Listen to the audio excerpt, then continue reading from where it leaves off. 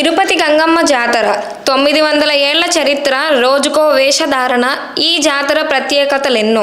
శ్రీ తాత్యాగుంట గంగమ్మ జాతర బుధవారం రోజున ఘనంగా ప్రారంభమైంది. ఈ జాతరలో బైరాగి వేషంలో భక్తులు గంగమ్మకు మొక్కులు చెల్లించుకోనున్నారు. నేటి నుంచి ఈ నెల 21 తేదీ వరకు ఈ జాతర అత్యంత వైభవంగా జరగనున్నది. నేటి నుంచి రోజుకో వేషంలో గ్రామదేవతకు భక్తులు మొక్కులు చెల్లించుకుంటారు. నేటి నుంచి ఈ నెల 21వ తేదీ వరకు ఈ జాతర అత్యంత వైభవంగా జరగనున్నది. నేటి నుంచి రోజుకో వేషంలో గ్రామదేవతకు భక్తులు మొక్కులు చెల్లించుకుంటారు. 7 రోజుల పాటు జరిగే ఈ జాతరకు వివిధ ప్రాంతాల నుంచి వేలాది మంది భక్తులు తిరుపతికి తరలి వస్తున్నారు. ఈ నెల 22వ తేదీన తెల్లవారుజామున అమ్మవారి విశ్వరూప దర్శనం, చెంప నరికే కార్యక్రమంతో జాతర ముగియనున్నది. 7 రోజుల పాటు వివిధ వేషాల్లో గంగమ్మను భక్తులు దర్శించుకోనున్నారు. ఈ జాతరతో తిరుపతి వీధులన్నీ గంగమ్మ పూనకాలతో హోరెత్తుతున్నాయి. భక్తుల రద్దీకి అనుగుణంగా ఏర్పాట్లు చేపట్టాలని కలెక్టర్ ప్రవీణ్ కుమార్ సంబంధిత అధికారులను ఆదేశించారు. అయితే